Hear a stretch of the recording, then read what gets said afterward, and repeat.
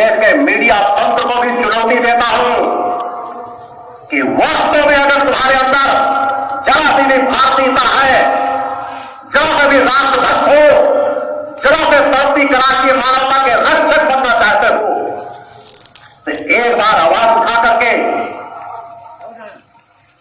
इन सभी को इकट्ठे करो और देखो कि इसके पास कोई सामर्थ है या नहीं, या लाखों लाखों लोगों को बेवकूफ बना रहे हैं, लाखों लोग धरती कराची मानवता को बेवकूफ बना रहे हैं, एक रुद्राक्ष बांट करके उनके कल्याण की बात कह रहे हैं, अनेकों लोग खतर में वहां मारे जाते हैं।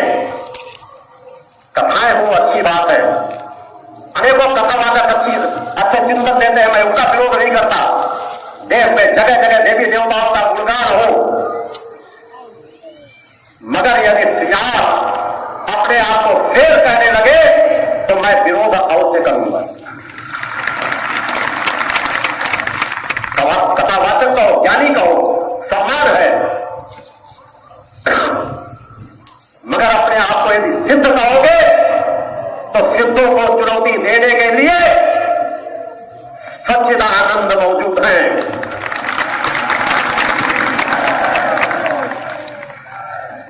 मैं उस यात्रा को तय कर रहा हूं, समाज में परिवर्तन भी डालूंगा, समाज को दिशा भी दूंगा और इन कुकुर मुक्तों से समाज को बचाने का कार्य भी करता रहूंगा।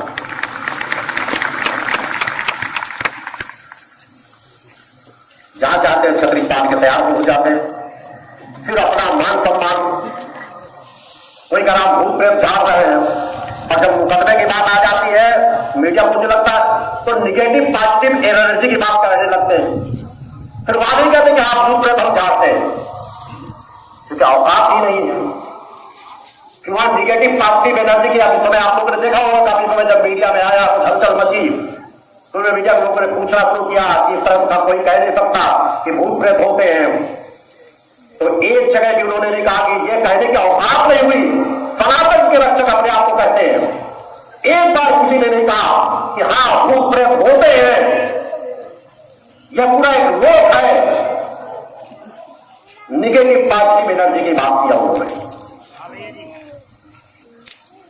मैं अपने मन से दावे के साथ कहता हूं कि हां भूत प्रेत होते हैं, भूत प्रेतों में अपनी आंखों से हर पल देखता हूं, जहां जब चाहों से संबंध स्थापित कर सकता हूं,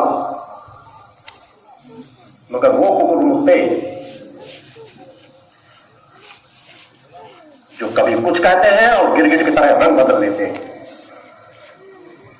अभी हाल में जब चुनाव की बात आई, आज पहला दिवस है, इसलिए मैं पहले दिवस ये विचार रहा हूं कि 3 दिन हुए भी कुछ संतुलन से यदि अपने जीवन में तो सुधार करें या विचार करें, या फिर जो टकराना हो टकराते रहे।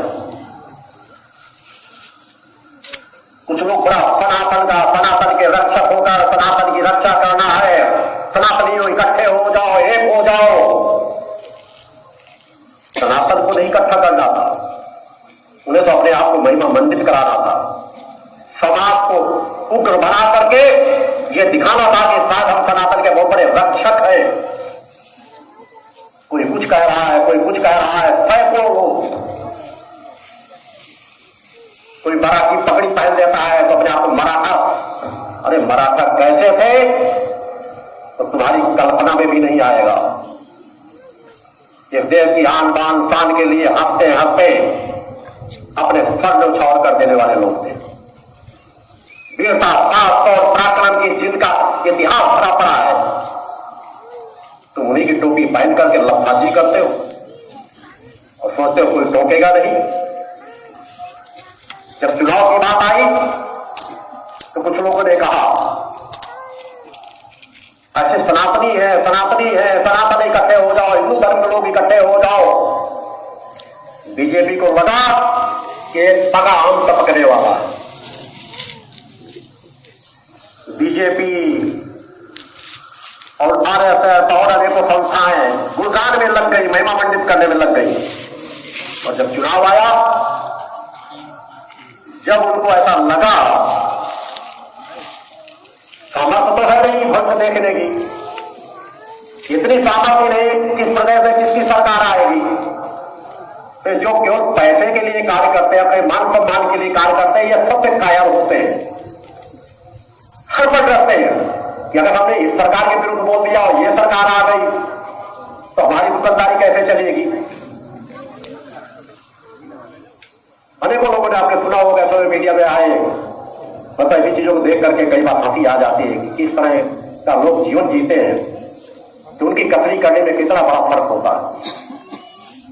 कहने लगे हम तो सभी पार्टियों के हैं, साधु सभी पार्टियों का होता है, हमसे सभी पार्टी के लोग जुड़े हैं। तो मैं पूछना चाहता हूं कैसे राष्ट्रभक्त हो कि क्यों सनातन के रक्षक बन रहे हो। अगर ये कहते हो कि सभी पार्टियों के साधु सभी का होता है, तो ये साधु वह कह सकता है जो समाज से बिल्कुल संबंध न रखता हो कि आज जहां चल रहा कौन क्या कर रहा उसमें नहीं, वो अपने जीवन को सुधारने में लगा हुआ है। मगर समाज के बीच खड़े होकर के समाज के मार्गदर्शक बनना चाहते हो, और इतनी भी औकात नहीं है, इतनी भी सामर्थ्य नहीं है कि मंच में कह सको कि हाँ ये पार्टी गलत है, ये पार्टी सही है। समाज को दिशा नहीं दे सकते, सभी से संबंध है। तुम आ जाओ, तुम भी ठीक, तुम आ जाओ, तुम भी ठीक, देश का बंटाधार होता रहे, उससे उनका क्या बिगड़ता है। समाज में उग्रता पैदा कर दो, मारा जाएगा आम समाज, वो तो अपने पास गार्डों की पूरी फौज लगा लेंगे। मंत्रियों मुख्यमंत्री होने की चापकारिता में पूरा जीवन गुजर जाए, संबंध बना के रखो, मैं बुरा नहीं मानता, मगर परसेंटेज भी बराबर संतुलन का होना चाहिए। समाज के प्रति कर्तव्य पहले होना चाहिए, फिर उस समाज का अगर कोई जुड़ता है तो अच्छी बात है। मगर अगर सामने खड़े होकर के मुंह पे अगर न कह सको, कोई सरकार किसी सत्ता पक्ष का था कि ये गलत है, ये सही है, तो फिर कैसे संत हो, कैसे साधु हो। साधु अगर सत्य ना बोल सके तो साधु नहीं हो सकता। कोई साधक सत्य बोलने की हिम्मत न रख सके तो साधक हो ही नहीं सकता, वो झूठ और फरेब का जीवन जीता है। कि साधु तो सभी का है, सभी पार्टियां हैं, इसीलिए मैंने चुनौती रखी है कि सामर्थ्य बताओ कि 3 प्रदेशों में किसकी सरकार आएगी। और मैं सबसे हर मंच से कहता हूं कि कांग्रेस इस देश की सबसे नंबर 1 देशद्रोही पार्टी है। 90% लोग, 10% लोग राष्ट्ररक्षक होगी मानता हूं, और दूसरे नंबर पर बीजेपी उससे कम नहीं है। सुन रहे अरे आज पिछले देश के अच्छा एक बात कहती हो, मगर तुलनात्मक करके जरूर कहता हूं कि कांग्रेस से बीजेपी ज्यादा बेहतर है। मगर मेरे लिए ये दोनों मानवता के लिए हितकारी नहीं है, ना आज है ना आने वाले समय में रहेंगे। इसलिए भारतीय जनता चेतना पार्टी का गठन किया गया।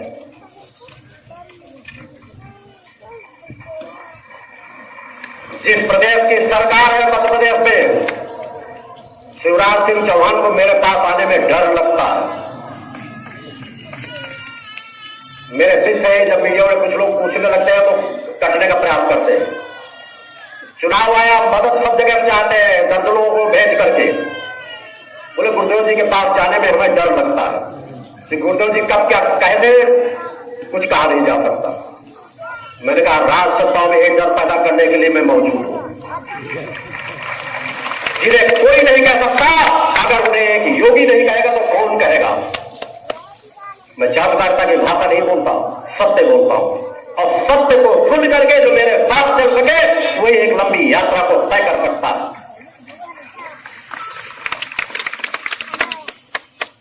समाज को गुमराह नहीं किया जाना चाहिए, समाज को एक दिशा देने की आवश्यकता है। धूम पाखंड की दुकानों से सनातन की रक्षा नहीं होगी। कार्य अच्छे चल रहे हैं, अनेकों संस्थाओं द्वारा अच्छे कार्य किए जा रहे हैं, अनेकों ज्ञानवान लोग मौजूद हैं देश में, मगर जो अच्छे लोग हैं वो शांति से कार्य कर रहे हैं। मगर आज ज्ञानवान लोगों को नजरअंदाज करके कुकुर मुत्ते लोग अपनी छतरी तान करके उनसे आगे अपने आप को स्थापित करने का प्रयास करते हैं, और जिस समाज को अपनी समस्याओं से ग्रस्त समाज है, मजबूर होकर के बाध्य होकर ऐसे इंसानों के चक्कर काटने लगता है कि शायद मेरा हित हो जाएगा, कि कोई धक्के खाता है, कोई भगदड़ में लोग मर रहे हैं, व्यवस्था देने की सामर्थ्य नहीं है, 2-2, 3-3 दिन तक लोग भूखे प्यासे वापस करके रह जाते हैं, पानी भी पीने को नहीं मिलता, मगर उनके जीवन में कोई फर्क नहीं आता। और सत्ता है हमारे सनातन की जो ताकत है, जो शक्ति है, उससे बढ़कर के कुछ भी नहीं है। इस सनातन से परे कुछ है ही नहीं। तो इस सनातन के लुटेरे पूरी मानवता के लुटेरे, वो चाहे हमारे धर्म में हो चाहे किसी दूसरे के धर्म में हो, सनातन को कोई नष्ट कर सके, मिटा सके, ये तो किसी के औकात ही नहीं है, क्योंकि सच में सनातन से परे कुछ भी नहीं है। अगर हम तो जड़ चेतन जीव को पूजने वाले हैं, त्रिगुणात्मक प्रकृति को मानते हैं, पत्थर को भी पूजते हैं, नदियों को भी पूजते हैं, पेड़ पौधों को भी पूजते हैं, घास फूस को भी पूजते हैं, पहाड़ों को भी पूजते हैं। मेरे द्वारा तो ये कहा जा रहा है, अगर ये पूरे लोक को भी नष्ट कर दिया जाए तब भी सनातन नष्ट नहीं होगा, क्योंकि सनातन एक लोक में सीमित ही नहीं है, सनातन तो अनेकों लोकों में मौजूद है। कि हमारा मुक्ति धाम, दिव्य धाम, परम धाम, सच्चिदानंद का वह सिद्धाश्रम धाम जो सूक्ष्म जगत में है, जहां अनेकों ऋषि मुनि तत्त्याग पुरुषार्थ परोपकार का जीवन जी रहे हैं, हमारे देवलोक और हमारी वह शक्ति लोक जो सनातन की जननी है, उनको मिटाने की सामर्थ्य कौन रखता? अतः सनातन को खतरा बाहर से नहीं है, सनातन को खतरा सनातनियों से ही है। इसमें सजग रहने की जरूरत है। हम यदि ढोंग और पाखंड को सहते रहे तो मानवता को कभी दिशा नहीं दे पाएंगे। अतः आज की नितांत हो सकता है हम अपने जीवन में परिवर्तन लाएं, कुरीतियों बुराइयों को दूर करें, समाज में दिशा दें, एक साधुओं का जीवन जिए।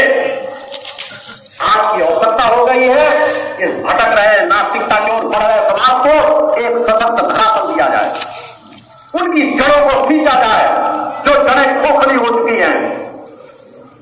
हमारे ऋषियों मुनियों के संवाद है, इस सब का प्रारंभ उन ऋषियों मुनियों से हुआ है। हमारी रगों में ऋषियों मुनियों का खून दौड़ रहा है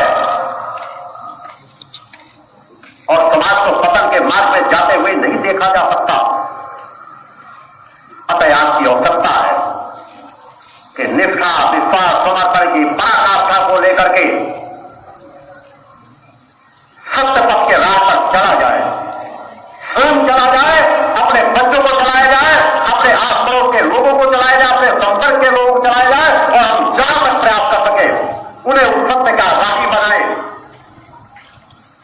अपनी एक जीवन की जो सामर्थ है उस सामर्थ को लगाने का पूरा प्रयास करें। जीवन जीने के लिए अनेकों जन्म मिल जाएंगे। मेरे जीवन में जीवन की यात्रा को तय करने का जीवन बार बार नहीं प्राप्त होगा। हमें एक सशक्त नींव समाज में डालना है, सशक्त पाठ्या समाज में तैयार हो, मगर ढोंग और पाखंड का सहारा लेकर के नहीं। तपस्वी बने, पुरुषार्थी बने, वे स्वयं भटकेंगे और दूसरों को भटकाएंगे। कोई शमशान साधना में लगा है, कोई किसी साधना में लगा है।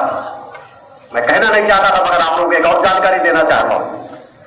पिछले 1 साल से, पिछले नवरात्र के पर्व के बीच से लेकर अब तक मेरे ऊपर कई लोगों ने मिलकर के पागल प्रयोग किया। कुछ लोगों ने चौकियां बिठाई, खुद नहीं कर सकते, तलाश करके कि कहां किस प्रदेश में कौन ऐसा तांत्रिक है, अघोरी है जो ऐसा करने की सामर्थ्य रखता है। मैं उन कुकुरमुत्तों को बता देना चाहता हूं, तो सब एक हो जाओ। आज अस्थि पर एक बार पुनः चुनौती देता हूं कि इस देश ने दुनिया के